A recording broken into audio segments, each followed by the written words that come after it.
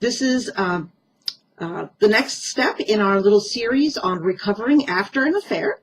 And this step is kind of a fun one. It's called selfless, selfish, or self-aware mode.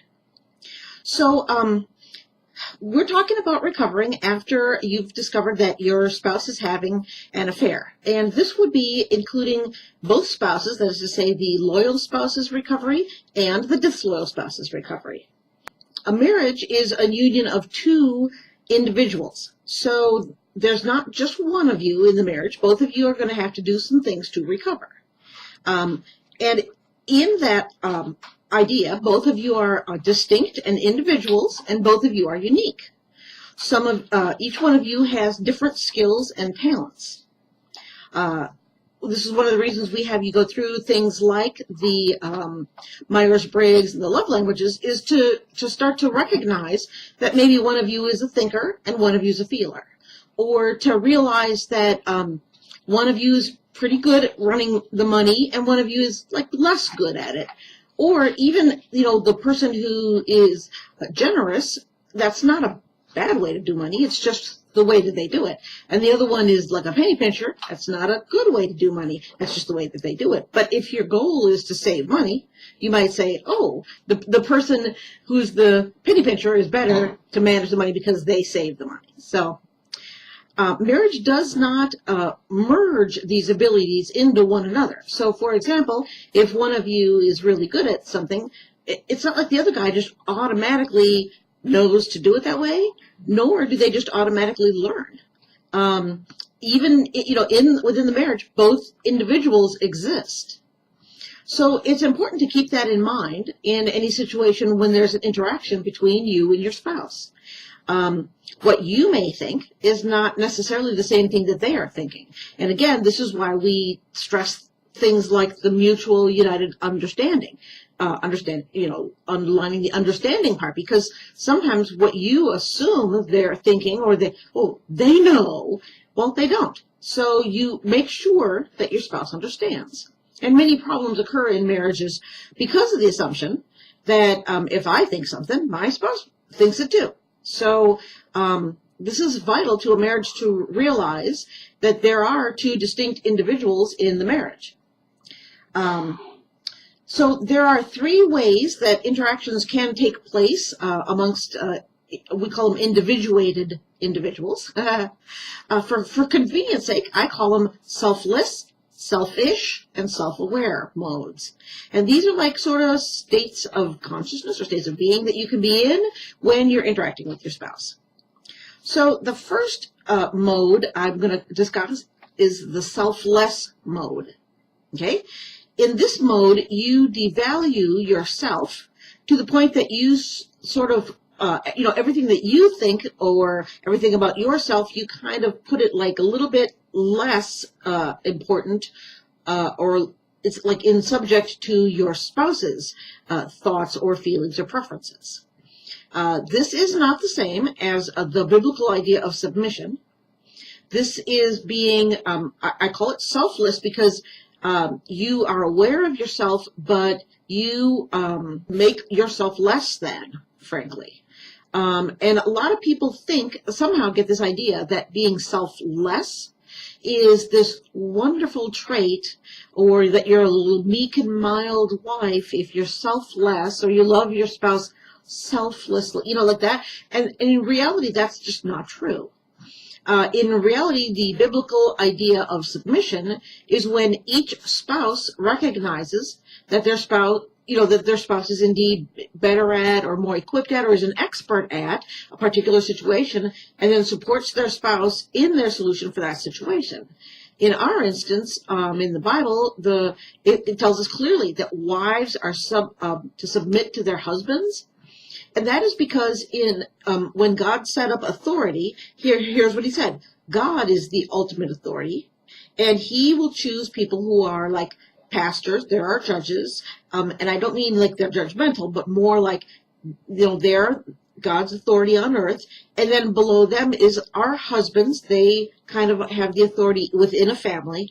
And then we are below them. So that he's just outlining for us, here's the order of authority. And wives just are not at the top of that authority thing. So when he says submit to your husband, he's not saying, hey, wives, if this is this wonderful gift you can give to your husbands, and if you feel like they have earned it, please go ahead and give that to them. What he's saying is, this is the state of being you're in. You are in submission to them. You're not the boss. So that's just a state of being. In the selfless mode, which is what we're talking about here, this particular one is actually kind of fusing yourself with your spouse so that your spouse is the only real identity in the marriage. Actually, this is pretty common, a little thing that people do. People have been taught, that being selfless is a virtue and being altruistic is a good thing. Empty yourself of you. It is the preferable choice. And kind of merging yourself into your spouse so that you're losing all of your individuality and you're just kowtowing to your spouse, basically. In reality, this kind of option does not this doesn't honor your commitment to your spouse because you're a valuable part of your marriage. Without your thoughts and your skills and your talents, your marriage suffers. So what it basically becomes is this showcase for your spouse. And that puts a lot of undue, and for the most part unwanted, stress on them and on you. By removing your support from your own marriage, by turning all the responsibility and hence also all the blame on everything that might happen onto your spouse, you sort of save yourself temporarily from the consequences of your own actions, but in the end, it costs you your marriage. So a union of two distinct individuals cannot survive the disappearance of one of them. You can envision a little shape like this. This one's leaning on this guy, this one's leaning on this guy, and if all of a sudden one of them disappears, it falls over. Once it becomes a fusion like that, one or both of the spouses will become dissatisfied and troubles will start. Okay, the next little mode that I'd like to discuss is the selfish mode. This mode is the result, it's kind of the opposite actually, of devaluing your spouse to the point that they are no longer a real person. Instead, you kind of view them as an extension of yourself. This mode actually fits kind of nicely with the selfless mode above. So for example, if you have, here's a selfish spouse and here's selfless spouse, they kind of can lean together. But again, this is also a damaging way to operate within your marriage. In this mode, you place your needs and your desires and your wants as the primary reason for things in your marriage. It's primary in your marriage. Sometimes even people, when they are discussing, these are my love kindlers and these are my love busters, and it's almost like they become demands, like those things become the idol that you're chasing, rather than putting God first and serving your spouse. So they're chasing you have to meet my needs or I'm leaving this marriage. You have to stop these love busters or I'm leaving them. And then that's like the primary thing that they're, see what I mean? And so your spouse in that kind of a marriage, their sole purpose is to serve you. A lot of people, they're not aware that they're in this mode, and they think that it's just the best way that things should be done. Or like they might think, for example, well, isn't it good to load the dishwasher the best way possible? Well, sure, it is kind of nice, but if your spouse is willing to do the work and load it in an entirely different way, and the dishes still get washed anyways, who cares if it's the best mode or not? It really doesn't matter. So, but rather than realizing that they're in this, that they're looking at their spouse like this person is an exact equal adult and parent, and rather than acknowledging their spouse's way is different but just as effective, they only see the one way of doing things. That's their way, or this way is the good way. And if their spouse thinks of something different, it's the bad way, right? You know what I mean? Then they try to make their spouse comply. Okay, you can see that that's kind of turning into possibly narcissism, because all you see is you, yourself, and your spouse is like an extension of you. Or it also can turn into being a controlling spouse, where you are making your spouse, and you can see also how that fits with the selfless mode. The selfish mode person is controlling their spouse, and the selfless spouse becomes the controlled one. And again, you kind of envision this thing. What happens is this can kind of stay up for a while, but eventually this one will falter, or this one will become dissatisfied, and this one will falter, and it falls down. Unfortunately, being a controller or an abuser does not distinguish between genders. And despite the number of shelters you hear of, like women's shelters for abused women, there are men who are abused too. So ladies, do not think that it is okay for you to lay your hand on your man if you expect that if he laid a hand on you, you'd call the cops immediately. You cannot slap them any more than they can slap you. You cannot chase them with scissors any more than they can chase you with a knife.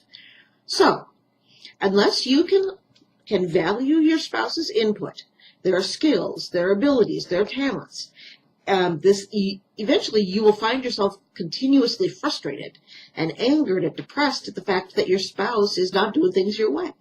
The lack of ability to meet in the middle is going to destroy your marriage. So then the last mode that I want to talk to you about is self-aware mode. This, as you can probably guess, is the mode of a healthy marriage.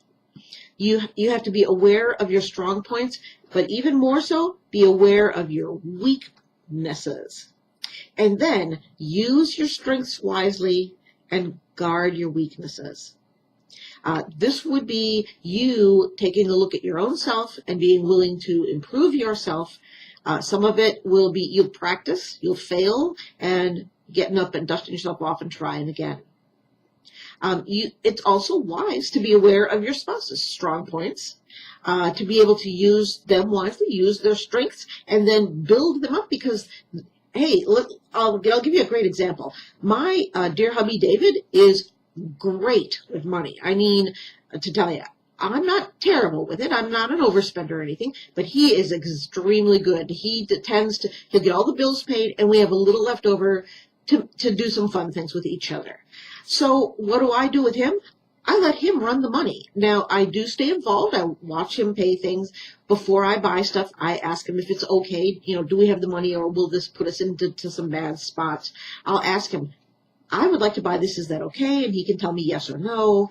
He's very, very good at it. I let him do that. And then I tell him how much I appreciate that he keeps our credit straight. He keeps our bank accounts straight. He keeps us in financial, we're not rich, but by the same token, we are, living within our means.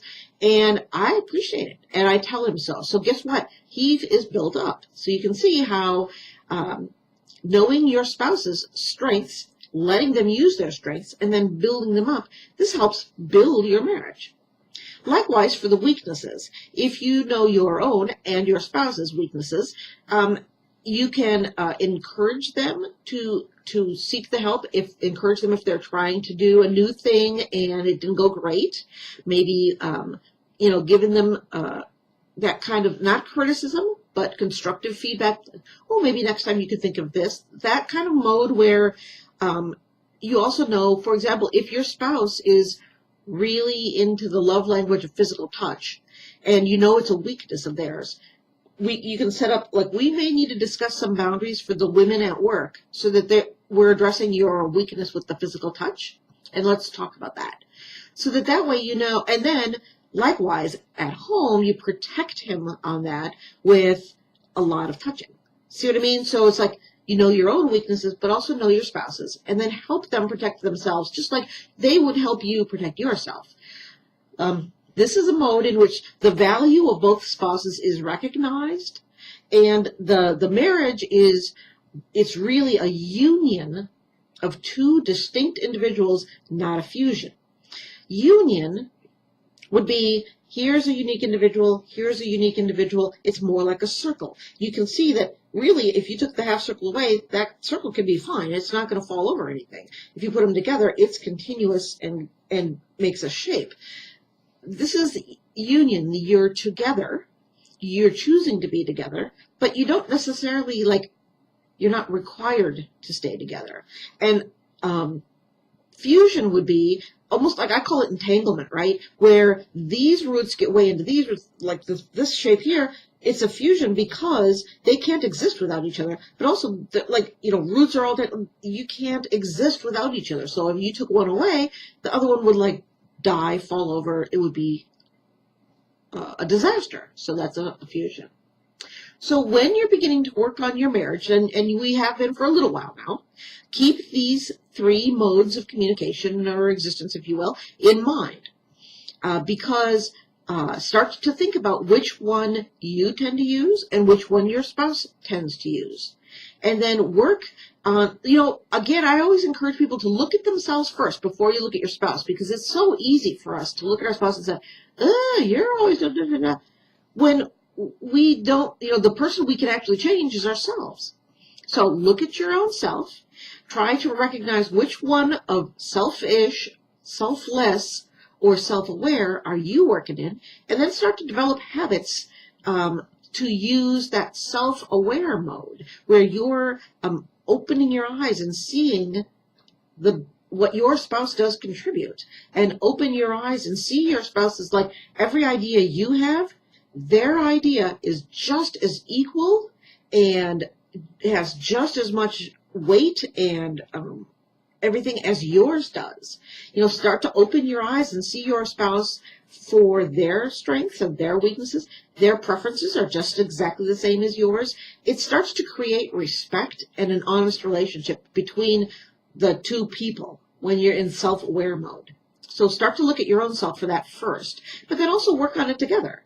Maybe even talk to each other about it. And sometimes if you catch yourself going into selfish mode, you can just say, oops, wait a minute, I just caught myself in selfish mode. Let me see if I can switch. You know what I mean? That's okay. Stop yourself. You're very aware of going into that selfish mode. If you are looking at yourself and you realize you're mostly working in selfless mode, you might need to work on establishing boundaries about yourself. So that is to say, when your spouse expresses a preference and you disagree, your boundary might be, I'm not going to allow somebody to force me, and I will voice my opinion. Do you see what I mean? And you're not being a jerk there, you're just voicing your opinion. So you might need to start working on a little bit of, like, being assertive without being an actually kind of practice, which is okay. On the other hand, if you find yourself mainly working in the selfish mode, you're going to need to start working on understanding that your spouse is a distinct individual from you. They're not, their job is not just, to meet your needs. So you need to start making respectful requests, not commandments or demands. And you're going to need to start understanding that your spouse is free to disagree with you, or offer alternate choices. So just start to continue practicing on that mutual, united understanding thing, and have the agreement between yourselves that we are a team, and everything I do affects you. So everything I do, before I do it, I'm going to make sure that we have a mutual, united understanding first. So that's our little show for the day. Next week is our last week, and we're going to be going over, just reviewing really quickly, the rebuilding tools that we've been discussing, that ending the affair and going through all these little steps are not enough. There are some other little tools that we will recommend for you to use, some things that I've been mentioning in the podcast, like the Myers-Briggs indicator and the love languages and that kind of thing. We'll go over that next week, but thank you so much for following along. That'll be our last one in the series of recovering after an affair. And then we're going to be moving on, I think, to some new ground that we have not talked about on Affaircare before, and that is ways that a parent can help their child recover from a divorce. depending on the timing, we may also just do a kind of a quick one, like how to survive the holidays whilst also dealing with an affair. So, all right. Thanks so much for watching, and hope you have happy holidays, and we will be thinking and praying for you. Thanks. Bye-bye.